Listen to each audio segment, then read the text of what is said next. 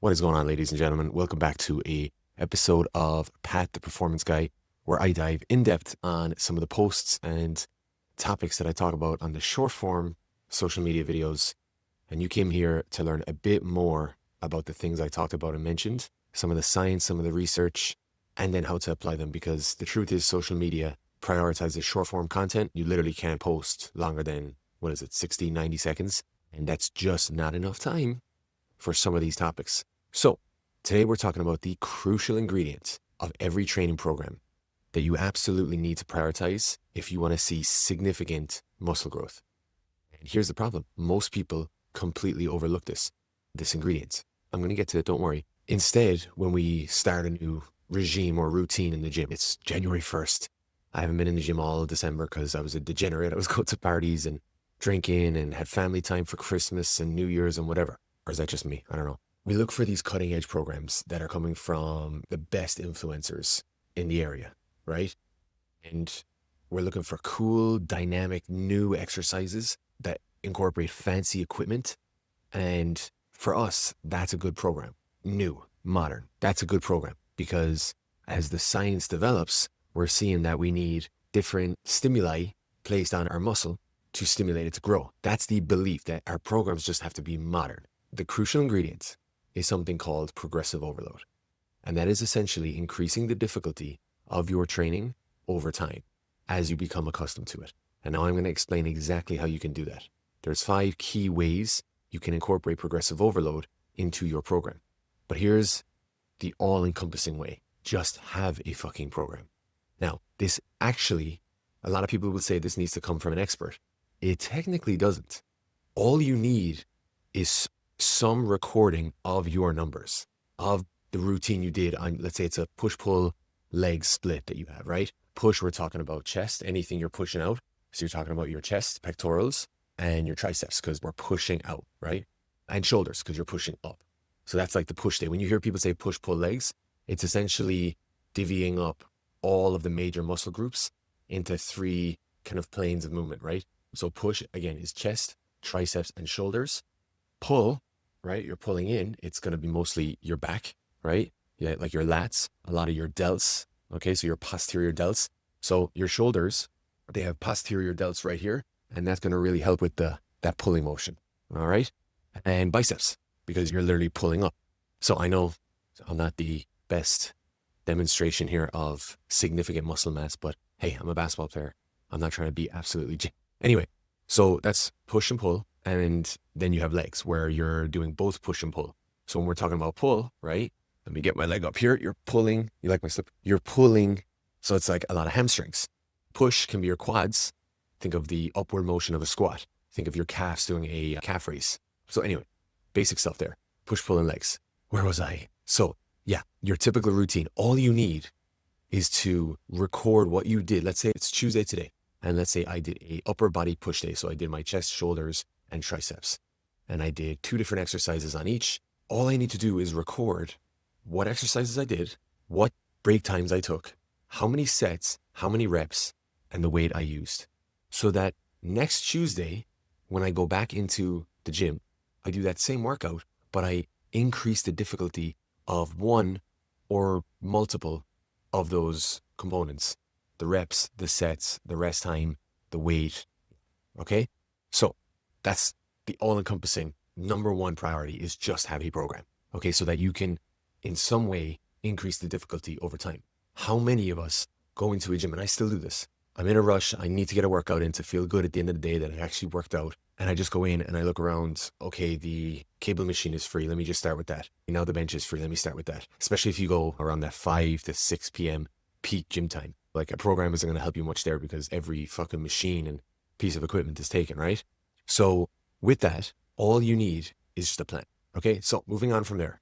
Before we dive into the 5 main ways that I recommend increasing the difficulty of your program or incorporating this thing called progressive overload, let's define what it actually means.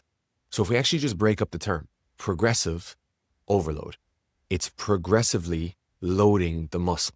You need to increase the difficulty of the workouts that you're doing with respect to time. A lot of people don't know this, but when you're strength training, right? So lifting weights, whatever cable machines you're doing, even just body weight. You're not actually building up the muscle. A lot of people think when we're going to the gym, we're building up muscle. You're not. You're actually breaking it down.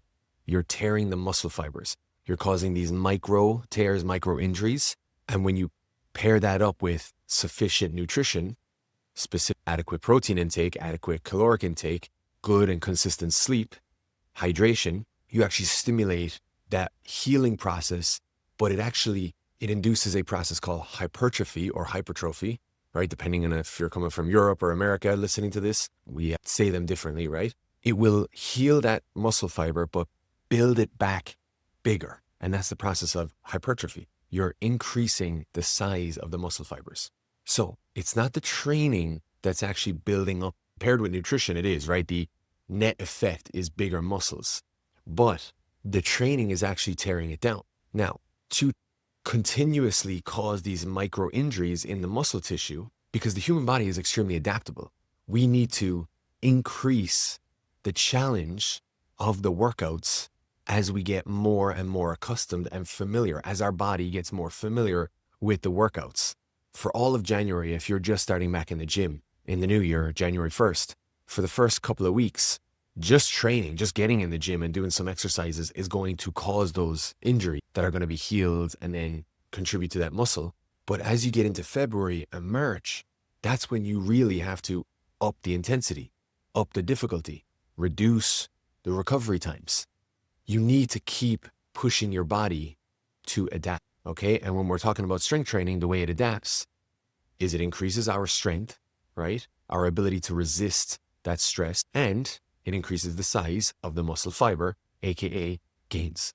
Okay, so now that we have the definition of progressive overload, like what the fuck it is, essentially increasing the difficulty of your training sessions over time as your body adapts to them, okay? So that you're continuously pushing it. It's like running. If you're just starting to run, you're doing a couch to 5K, you start with just doing 1K, 1 kilometer, and as your body gets fitter and fitter, as your cardiovascular fitness increases, you have to keep pushing your body, right? So you just increase the distance. So let's talk about the 5 ways. Now, these are what I've been saying to my clients and all those people I've taught over the years. They're not like coming straight from a book. I'm not saying there's only 5 ways to incorporate progressive overload, but these are the 5 I go to. So first off, and most important, is muscle tension. So increasing the time under tension, right? And that's essentially how long your muscle is resisting the force. So if we think of a bicep curl, right? And you're going, like, let's say you have a dumbbell or a cable, and this is resisting the tension, okay? I'm literally resisting it going out, and then I'm pulling it back up. So the downward motion and the upward motion, I'm technically resisting the pull. If it's a dumbbell, it's gravity, right? It's the weight against gravity. If it's a cable, it's the tension on the weight, which again, it's gravity, but it's coming through a cable and a pulley system. So what I mean there is optimize your technique so that your muscle is doing the majority of the resisting. So a lot of times you'll see guys take weights or dumbbells in the gym that are way above what they should be doing, and their technique is all over the place. So they're pulling like a bicep curl. I see this all the time. Let me get a side angle here for you guys. So they're shrugging a bicep curl. So they're pulling back and they're using momentum, and they're incorporating other muscle groups, specifically their posterior delts, their lats, to bring that bicep up, to bring that dumbbell up, because the weight is too heavy. So even though you're lifting a heavier weight, that's going to do less for that hypertrophy stimulus that we're talking about. So go with a lighter weight and make sure, optimize your technique so that you're really feeling that pull in the target muscle, right? And what we call that muscle is the prime mover. So most exercises, with the exception of compound exercises like the squat or bench, have a prime mover. Like the squat has a prime mover. It would be your glutes, quads. It's tough because they're multi-joint. But for your bicep curl, it's literally your bicep. It's the major muscle group that is responsible for performing the majority of the exercise. Okay, so the bicep. And there's this old style metric they used to use, which is called mind-muscle connection. And that's essentially, it's hard to put into words, but it's the feeling you get of the target muscle, the prime mover, really going through the majority of the stress. right? It's the connection you feel in that.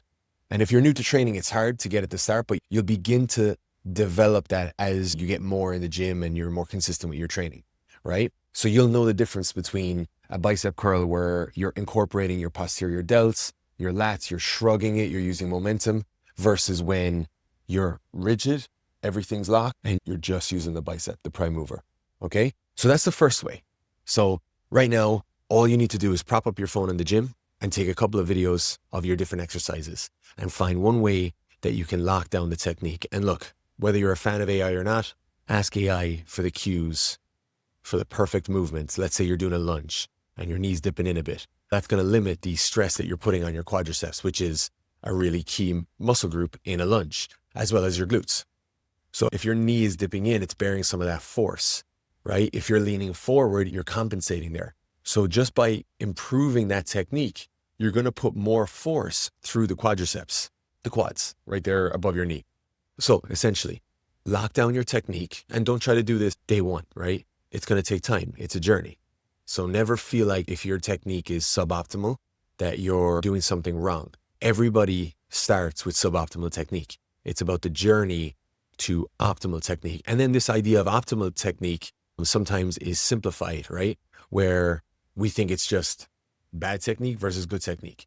There's a lot of different anatomical variation in humans, right? So someone's optimal technique in the back squat might be aligned with the textbook definition of the best squat technique, but it might not be optimal for someone who's 6 inches taller, has a different femur length, which is the bone from the hip to the knee, and maybe they've had an injury in their ankle. I'm describing literally me, but you know what I'm saying? Optimal technique is highly relative. Now, there are some guiding principles that are, we'll say, inarguable, where, you know, it's not open to interpretation, right? So like your knees should not be dipping in on a squat, right? They shouldn't be like caving in. So that's universal.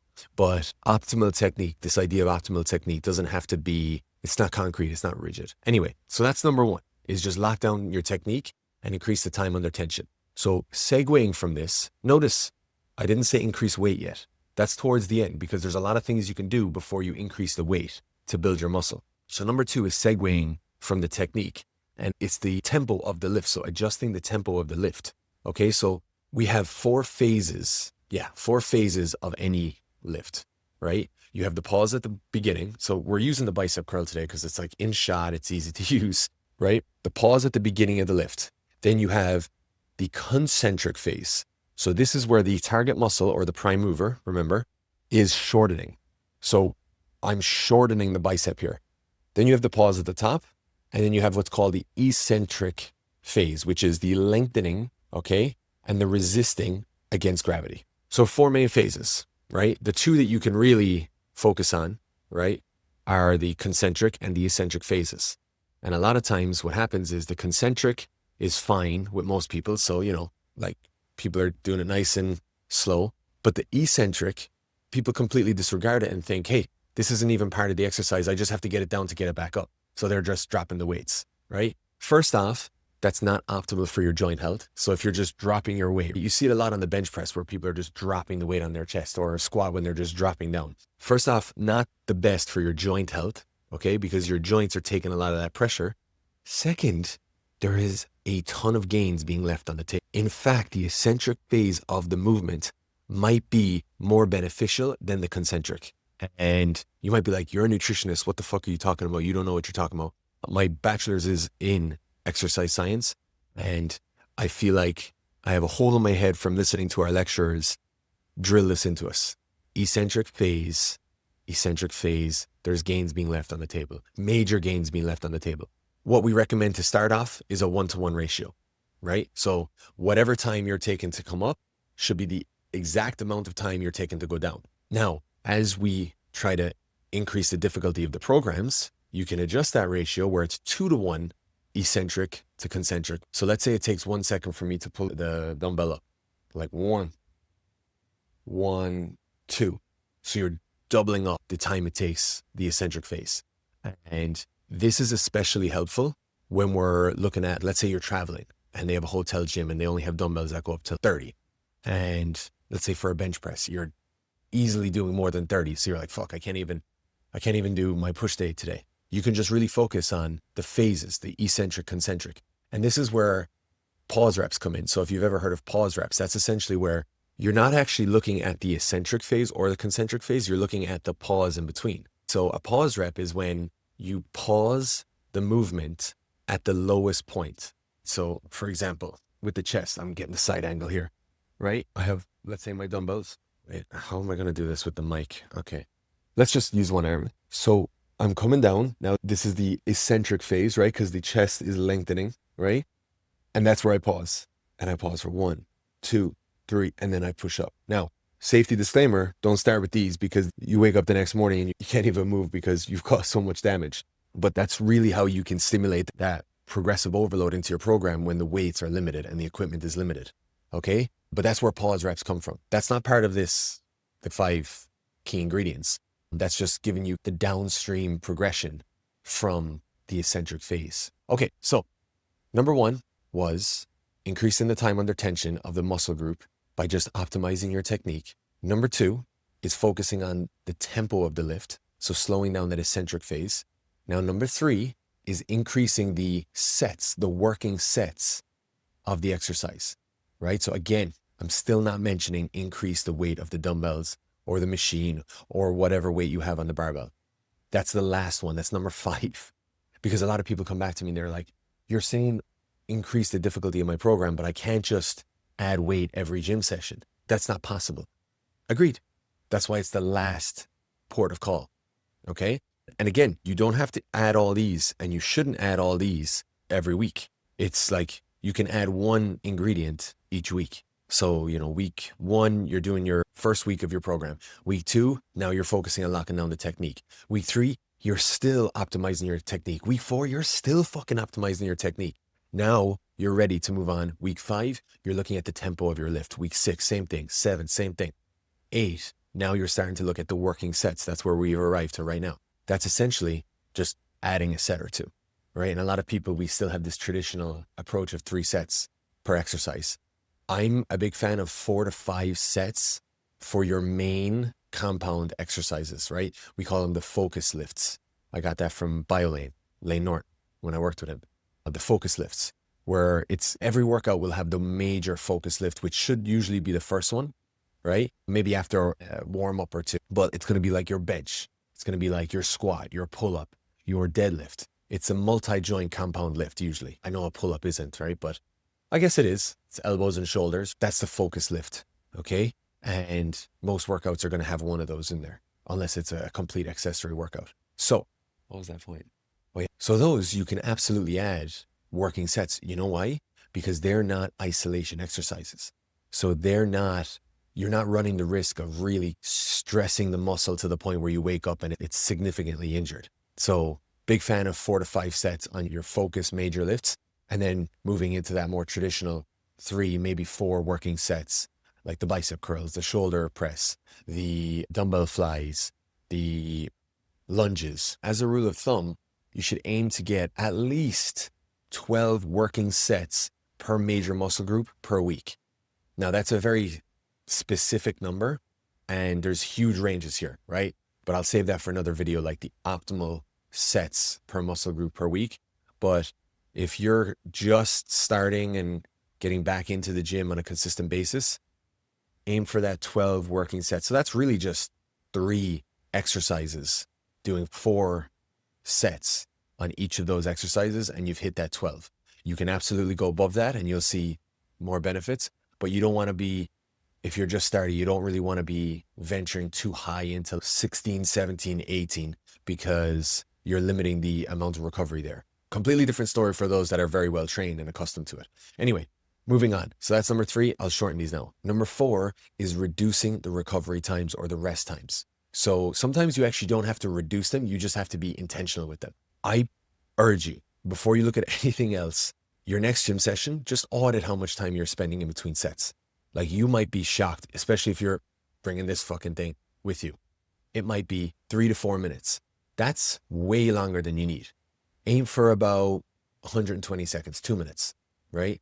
Now, it depends on if you're going for like more aerobic endurance style training where you're doing high reps and lower weight. then you're trying to push your body and you need less of a recovery time. Whereas if you're like sub-maxing or maxing out, you're trying to squat as much as you can for 1 to 2 reps, you're going to need a bit more time. You're going to need that between 3 to 5 minutes in between. So that's perfectly fine then. But just audit how much time you're taking in between your sets. And a lot of times, this is a major roadblock for people training consistently is I don't have the time. And it's 30 minutes can get you an amazing session, incorporating this progressive overload we're talking about, if you just be more intentional with your rest times. Okay, lastly is then adding the weight, okay? And specific numbers here, I'm not going to give any because it's so variable. It's like asking me how many calories should I eat? It's who the fuck are you? What are your goals? How tall are you? Are you a male, female? How active are you? There's so many different factors here that go into that. If you have a goal rep count and a goal set count, so I plan to do 4 sets of this amount of reps and you're hitting that, and at the end of the last one, let's say it's 4 sets of 8 on the bench press at 135 pounds, and you hit that, and at the 8th rep, you finish that 8th rep on the 4th set, and you're like, yeah, I still have a few reps in the tank there. That's usually the stimulus for saying, okay, tomorrow I'm going to add, whether it's 5 pounds, 10 pounds, it could be anywhere between 2 to 10% that you're adding onto the lift. In that situation, I'd add 5 to 10 pounds and try to squeeze out maybe another set or get to that 8, that 4 sets of 8. So how do we incorporate progressive overload? Let's see if I can get these all off in one go. I'm lying to you. I already tried and I failed. So this is try number 2. Number 1 is optimize your technique. Okay, so you're putting most of the force through the target muscle. Remember the example of the bicep curl. Instead of swinging and shrugging and using momentum and incorporating other muscle groups, you're putting the majority of the force through the bicep muscle. Number 2, slowing down the tempo, namely the eccentric phase of the lift. So remember the bicep curl, it's the going out. Number 3 is add working sets, if I'm correct. Add working sets, okay? Number 4 is recovery time, so reduce your recovery times, right? Or just become more intentional. And then number 5 is finally, when you have all those things tucked away, is adding weight, right? Between 5 to 10% of the weight you're lifting, you add that on and you try to hit the same numbers. There you go, guys. Plenty more of these videos coming. If you like the channel, if you want more tips like this on a multiple times a week basis, hit that follow, hit that subscribe, and I'll see you in the next video.